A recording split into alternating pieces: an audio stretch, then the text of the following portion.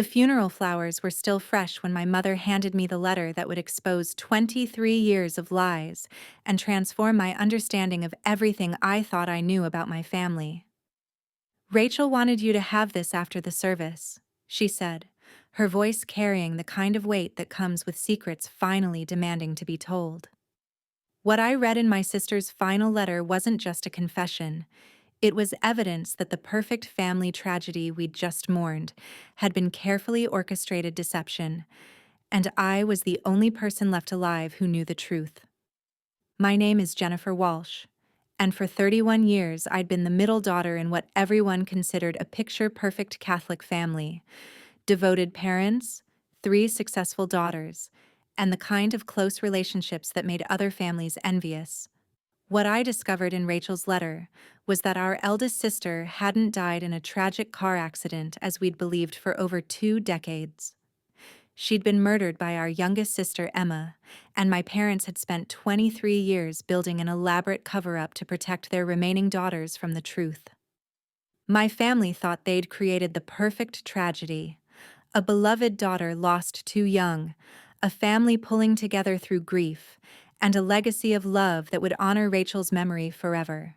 What they'd actually created was a foundation of lies that would crumble the moment someone with access to Rachel's real story decided that 23 years of deception was enough.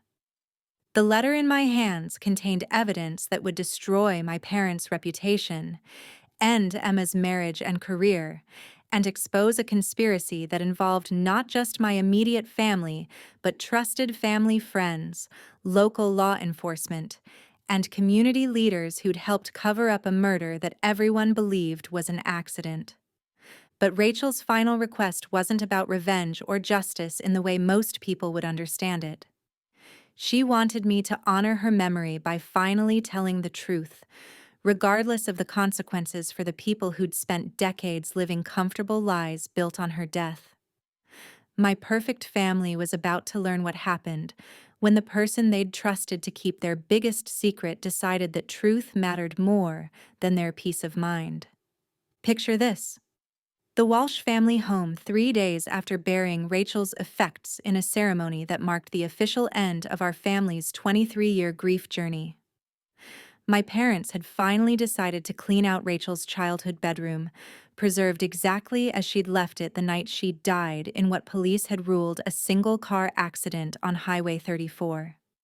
The decision to finally pack away Rachel's belongings had been presented as healthy closure, a family ready to honor her memory without being trapped by grief.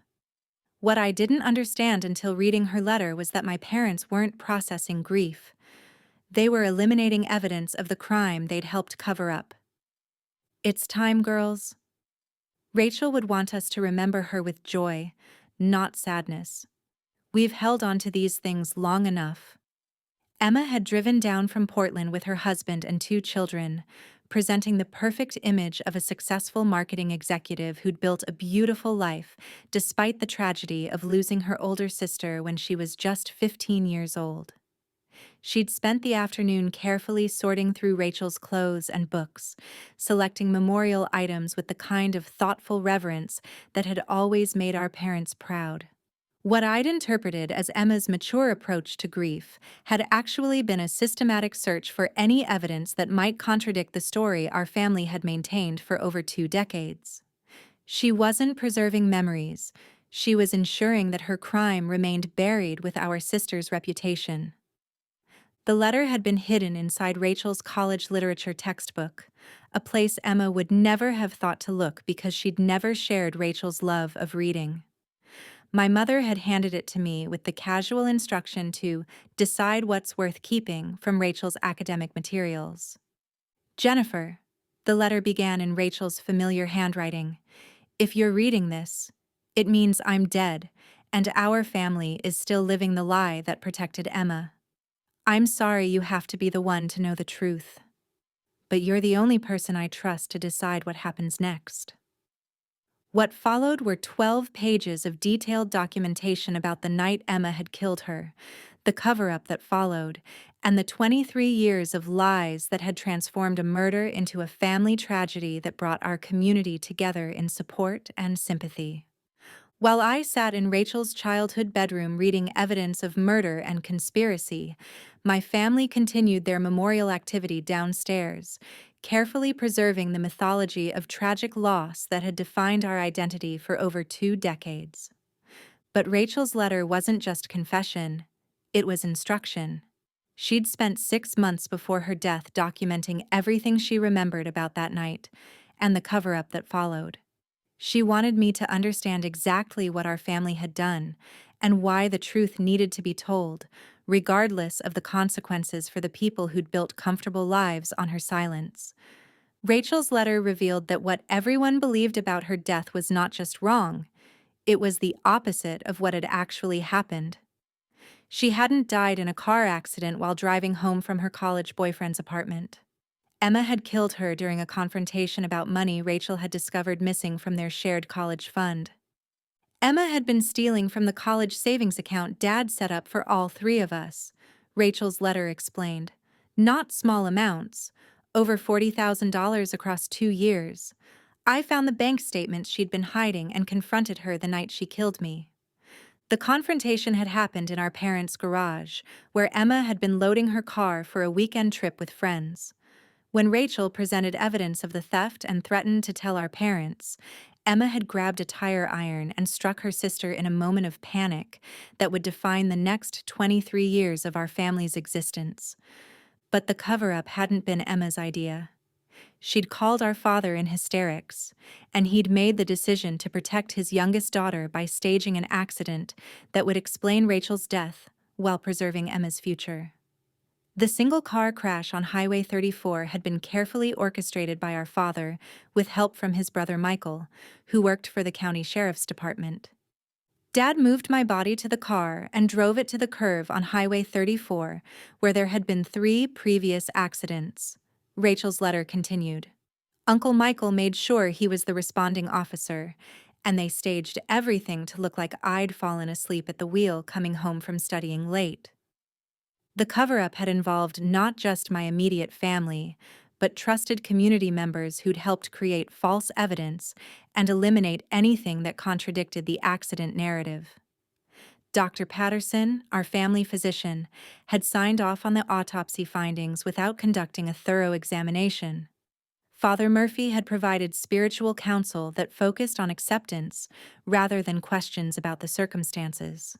For 23 years, our entire extended family and community had mourned Rachel's tragic accident while supporting Emma through her grief and celebrating her eventual success as evidence that our family could overcome even devastating loss. Emma's achievements had been presented as honoring Rachel's memory and proving that tragedy could strengthen rather than destroy a loving family. But Rachel's documentation revealed that Emma hadn't just been living with guilt about the murder, she'd been systematically benefiting from it. The life insurance money that was supposed to support Rachel's education had funded Emma's college experience. The community scholarship established in Rachel's memory had been awarded to Emma, helping finance her graduate degree. The sympathy and support our family had received had directly contributed to Emma's opportunities and success. Rachel's letter included copies of bank statements, insurance documents, and correspondence that proved Emma had not only killed her sister, but had spent 2 decades building wealth and status on the foundation of that murder while maintaining the facade of being a grieving survivor. The perfect family tragedy that had defined our identity for over 2 decades was actually a carefully maintained lie that had allowed a murderer to build a successful life, while her victim remained silent in death. But Rachel's final instructions weren't about revenge. They were about justice. She wanted the truth told not to destroy Emma's life, but to honor the reality of what had happened and end the 23-year deception that had corrupted our family's foundation.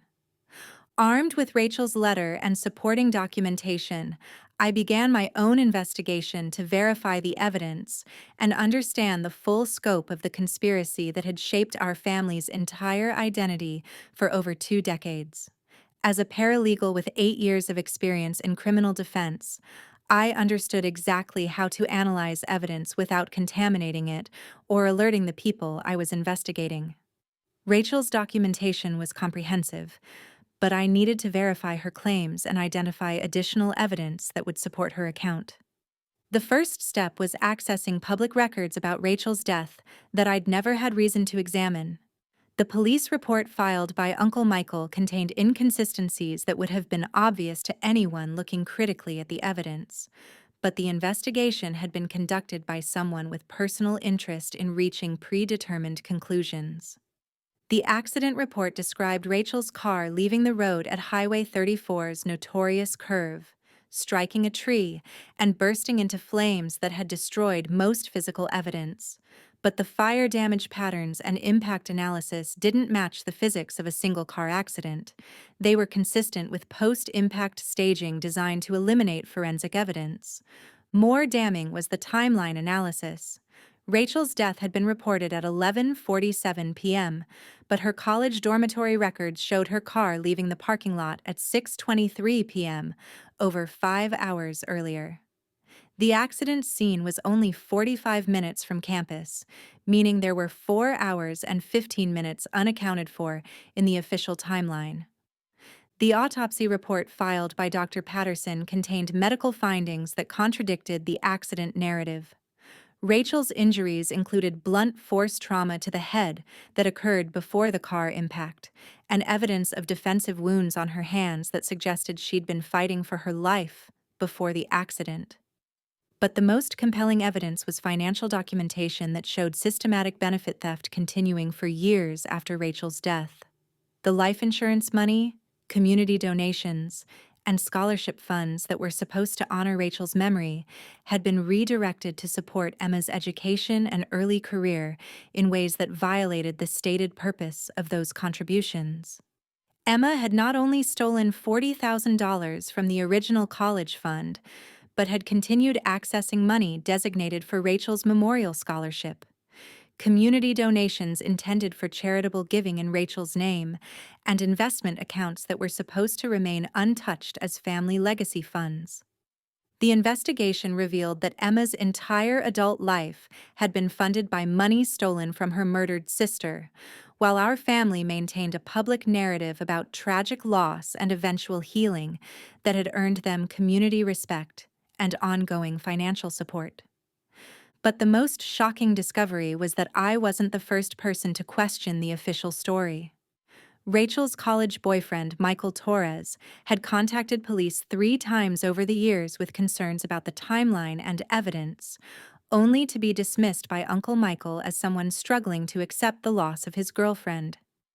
Michael's documentation included photographs of Rachel's injuries from domestic violence incidents involving Emma that had been occurring for months before her death. Rachel had been systematically abused by her younger sister but had never reported it because she didn't want to damage Emma's college prospects or family reputation. The evidence was overwhelming. Emma had murdered Rachel during a confrontation about theft. Our parents had orchestrated an elaborate cover-up, and our entire extended family and community had unknowingly supported a 23-year conspiracy that had allowed a murderer to build wealth and status on her victim's memory. Rachel's letter had been exactly right. Our family needed to face the truth about what had happened, regardless of how it would destroy the comfortable lies that had defined our identity for over 2 decades.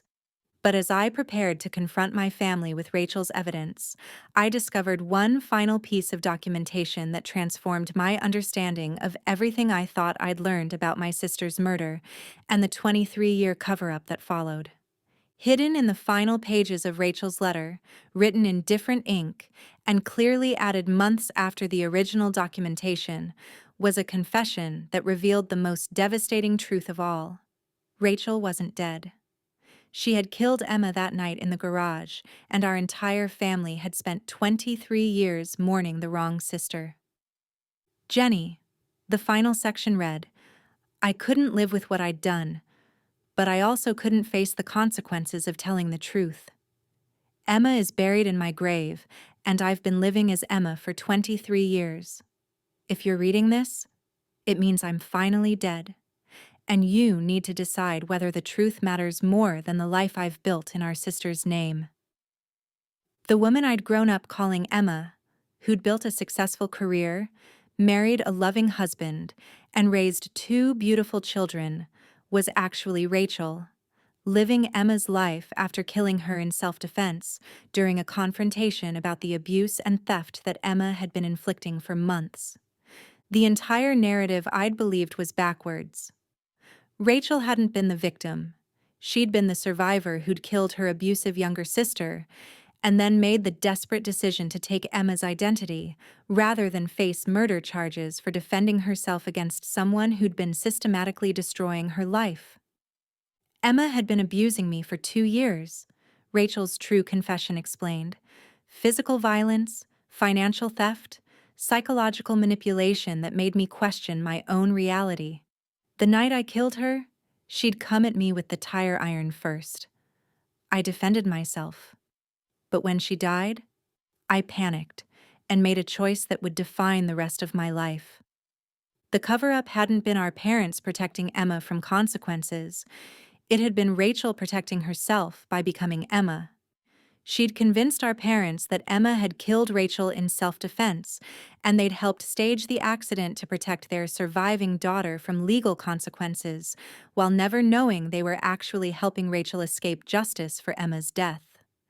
For 23 years, I'd been loving and supporting my sister Rachel while believing she was Emma, the successful marketing executive, devoted wife and mother and family member who'd seemed to heal so beautifully from her sister's tragic death, had actually been the person everyone thought was dead. Every family gathering, every holiday celebration, every moment of pride in Emma's achievements had been built on the foundation of identity theft and murder that our entire family had unknowingly supported while mourning someone who was sitting right at our dinner table. The perfect family tragedy wasn't about losing Rachel to an accident or even about Emma covering up murder. It was about Rachel successfully stealing her sister's entire life while convincing everyone, including our parents, that the victim was the survivor and the murderer was the one who died. But Rachel's final confession included one last revelation that would determine how I responded to 23 years of lies. Emma hadn't been the innocent victim I'd believed her to be. She'd been systematically abusing Rachel for years, and the night she died, she'd been planning to kill Rachel and make it look like suicide. Rachel's complete confession revealed that her decision to take Emma's identity hadn't been just about avoiding murder charges, it had been about survival. Emma's abuse had escalated to the point where Rachel believed she would be killed if she didn't defend herself that night in the garage. Emma had been planning my death for months, Rachel's letter explained. She'd been researching how to stage suicides, practicing different scenarios, and documenting evidence that would support a narrative about my depression and academic stress. The night I killed her, she'd come to the garage with zip ties and a suicide note she'd written in my handwriting. The evidence Rachel provided showed that Emma's theft from the college fund had been just the beginning of a systematic campaign to destroy Rachel's life and eventually eliminate her in a way that would look like an accident. Emma's abuse hadn't been random violence. It had been calculated preparation for murder. But 23 years later, the person who'd defended herself against a would-be murderer had built a beautiful life as the mother of two children who knew her as Emma Walsh Henderson. Exposing the truth would destroy not just Emma's life, but the lives of innocent children who would learn that their mother was actually their aunt and that their real mother had been planning to commit murder before being killed in self-defense. The choice Rachel had left me wasn't between justice and injustice. It was between different definitions of what justice meant when the victim had been planning to become a murderer and the survivor had been forced to choose between killing and being killed. As I sat in Rachel's childhood bedroom reading her confession, my family continued their memorial activity, completely unaware that the person they'd been mourning for 23 years was actually downstairs, helping sort through her own belongings while living as the sister she'd killed in self-defense. Rachel's final request wasn't about revenge or exposure, it was about choice. She wanted me to understand the complete truth and decide whether her children deserved to grow up with the stability she'd built for them, or whether justice required destroying the lives of innocent people to honor the memory of someone who'd been planning to commit murder. I've lived every day for 23 years knowing that I'm raising Emma's children as my own, while she's buried under my name, Rachel's letter concluded. I don't know if that makes me a murderer or a survivor, but I know that my children are innocent of everything that happened before they were born. The choice of what to do with this truth is yours. Jenny, are you okay up there? Emma found some of Rachel's college photos if you want to see them. I looked down at my sister, the woman I'd known as Emma but who was actually Rachel, calling up the stairs with genuine concern for my emotional well-being. She'd spent 2 decades being a loving sister, devoted daughter, and exceptional mother while carrying the weight of a secret that would destroy everything if revealed. Rachel's letter included one final piece of evidence, a sealed confession to be opened only if I decided that the truth needed to be told. But it also included legal documents that would transfer ownership of Emma's grave to me, allowing Rachel to finally be buried under her own name if I chose to honor her memory by protecting the life she'd built. 1 year after discovering Rachel's confession, I was sitting in my apartment, reviewing the legal documents that had transferred ownership of what everyone believed was Rachel's grave to my name. The woman buried there was actually Emma, and the woman everyone thought was Emma was living as a successful marketing executive and devoted mother in Portland. I'd made the choice that Rachel had trusted me to make. Her children deserved to grow up with the stability and love she'd provided them, regardless of the circumstances that had brought them into her life.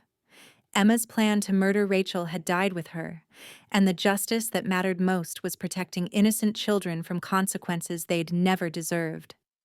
The grave that bore Rachel's name would continue to honor her memory, but I was the only person who knew that the woman who tended it every year on the anniversary was actually Rachel herself, mourning the sister she'd killed in self-defense while protecting the life she'd built from the ashes of that terrible night. My parents continued to believe they'd helped cover up Emma's crime to protect their surviving daughter. Emma continued to live as a loving mother and successful professional while carrying the weight of 23 years of necessary deception. And I became the keeper of a truth that was too complex for simple categories of right and wrong. My experience analyzing Rachel's evidence had led to a promotion at the law firm where I worked, specializing in cases involving family trauma and identity issues. I'd become an expert in helping people navigate the complex legal and emotional challenges of situations where traditional justice didn't account for the full reality of human experience. I'd also begun a relationship with Michael Torres, Rachel's former boyfriend, who'd spent 23 years trying to get someone to investigate the inconsistencies in her death.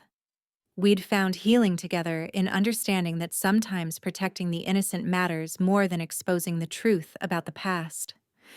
The family that had spent 23 years mourning a tragic accident had actually been healing from a trauma that was far more complex than simple categories of victim and perpetrator could address. Rachel had chosen survival over justice, and I'd chosen to honor that choice by protecting the life she'd built. Emma had planned to murder her sister and make it look like suicide. Rachel had defended herself and made the desperate choice to steal her attacker's identity. Our parents had unknowingly helped Rachel escape consequences they thought belonged to Emma. And I'd decided that sometimes the greatest justice is protecting innocent children from the sins of adults who died before they were born. Sometimes the best revenge isn't exposing family secrets. It's understanding that truth can be too complex for simple justice, and that protecting the innocent matters more than honoring the memory of someone who'd been planning to commit murder. Rachel had called it betrayal when I chose to keep her secret. I'd called it love when I decided that her children's future mattered more than Emma's memory. And sometimes the greatest gift you can give someone who's spent 23 years living a lie is the promise that their truth is safe with someone who understands that justice isn't always about exposure, but sometimes about protection, healing, and the choice to let love triumph over the need to be right about the past.